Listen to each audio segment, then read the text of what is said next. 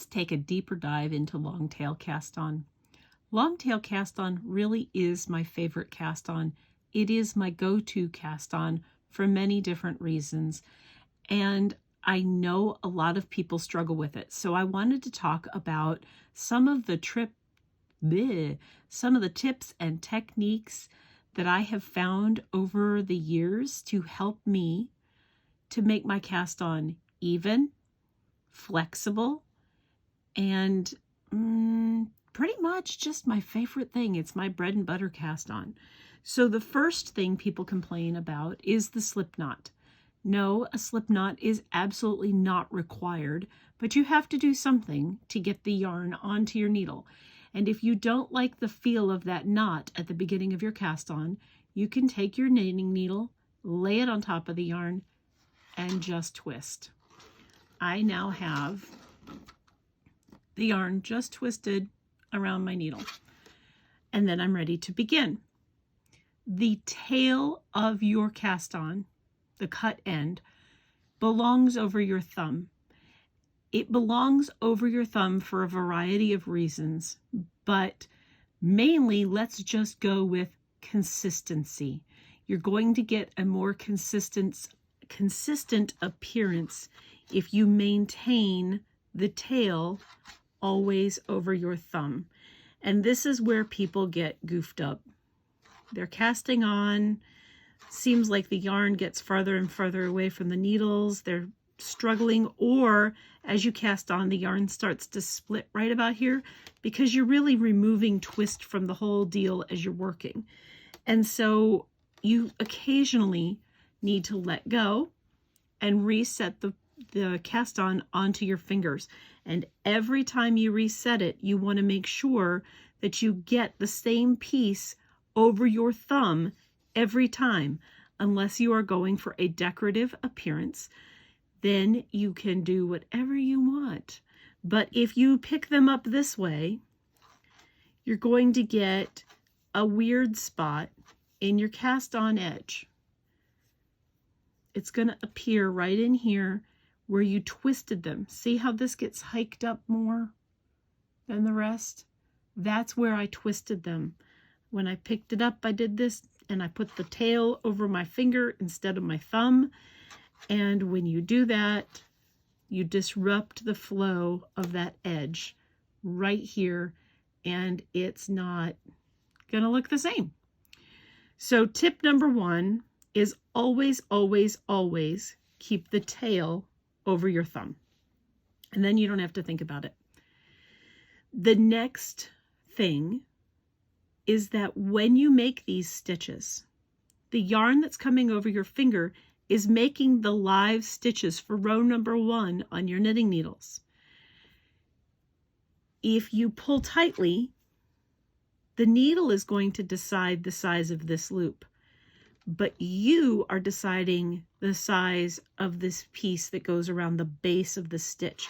So when you yank on that thumb loop, you are really taking all of the sprawling right out. See, springy here, not springy here.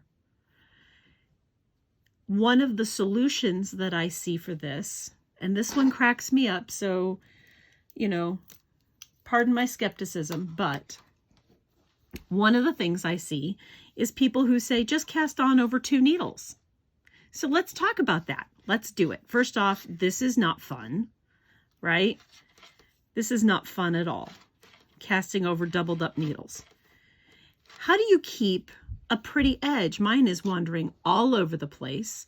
And when I'm done casting on, I slide one of those out, and now I have these ridiculous loops. They're just ridiculous. When I knit the first row of my work, I'm going to have a scallopy looking fillet appearance to that edge. It's just going to be terrible. I don't know who thought this one up, but my advice is not use a bigger needle or double up your needles or triple. Good Lord, people, are you going to cast on with Lincoln logs next? Get some control over your hands. It'll be so much better. Sorry. I'll get down off my soapbox in a minute. But I've just purled back across these ridiculous loops. Look at this. Sorry. Look at that. It's a mess. It's just a mess. Who wants that at the bottom edge of their work? No, no, no, no, no. Let's stop playing games and let's just, you know, take some responsibility for how tight we pull our work. So here I am. What is the ideal tension? Well, that's a good question.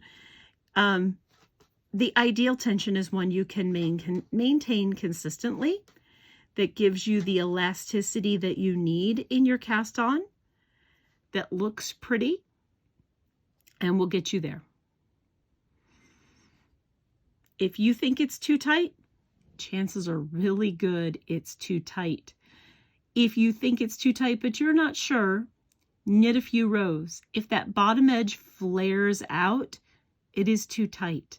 If it pulls in, if it flares out, it is too loose. If it pulls in, it is too tight. Okay, enough with that. Practice, folks, just practice. So next up is, how much yarn do I leave for a long tail cast on? Another really good question. Generally speaking, I allow 1 inch per stitch. With fingering weight, that's ridiculous. With bulky weight, it might not be enough, but you got to start somewhere, right? Here is another trick that you can do. You can start by holding both ends of the yarn from the same ball, the center and the outside edge, together. In this case, I'm just going to use 2 different colors so you can really see what I'm doing. But tie them together and stick them in a temporary slip knot on your needle. We're going to take this out when we're finished. I'm going to use this teal color as my thumb yarn because teal and thumb and tail all begin with T. I just made that up, sorry.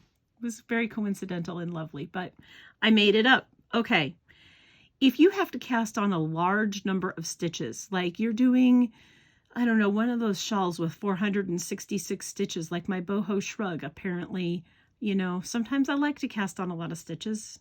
Sue me. Anyway, you don't want to run out of yarn. It's really a bummer when you do your long tail cast on and you get 10 stitches from the end of 466 stitches and you don't have enough. Oh, that sucks. I don't want to rip it out. It's one thing if it's 40 stitches, but 466? Ugh.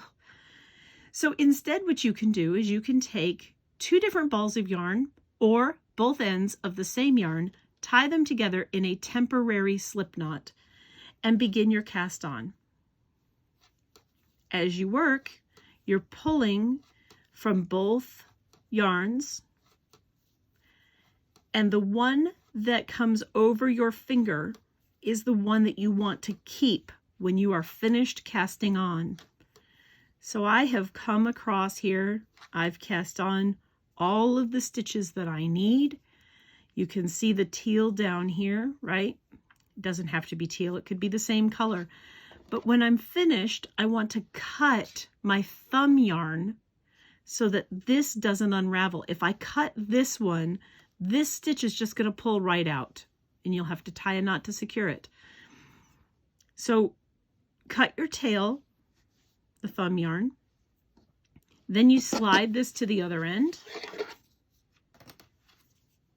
Circular needles are your friend, or when you get to the end of the row, you can just slip it off. But when you get back to this slip knot that you started with both yarns, slide it off the tip of the needle and pull it out. It does not count in your number of stitches. So here we have the cast on stitches, and here we have 2 tails at this end, and I'll have 1 tail left here at the live end of my work, and I'll be ready to continue on with my orange and keep knitting.